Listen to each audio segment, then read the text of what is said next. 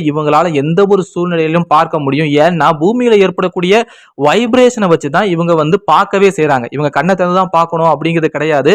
இவங்களால நிக்கக்கூடிய அந்த தரை பகுதியோட வைப்ரேஷனை வச்சு யாரு வரா, தன்னோட எதிரி வரானா இல்ல வேற யாராவது வராங்களா அப்படின்னு சொல்லி இவங்களால சரியா யூகிச்சு அதன்படி இவங்களால செயல்பட முடியும். அப்படிங்கிறதுனால இவங்களுக்கு கண்ணு அப்படிங்கிற விஷயமே தேவை கிடையாது.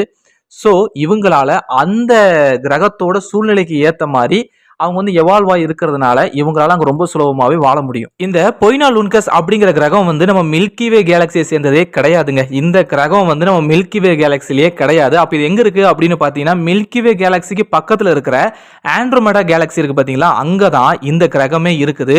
இந்த கிரகத்துல வாழக்கூடிய ஸ்லாம்போம் அப்படின்னு சொல்லக்கூடிய இந்த ஏலியனோட மெயின் சாப்பாடு நம்ம ஆர்மட்ரில்லோ தான். அதாவது நம்ம பென்டெனிசன் யூஸ் பண்ணுவோம் பாத்தீங்களா, ஆர்மட்ரில்லோ, இதுதான் அந்த ஸ்லாம்போமோட மெயினான சாப்பாடு அப்படிங்கிறத வந்து தெளிவாகவே கன்ஃபார்ம் பண்ணியிருக்காங்க.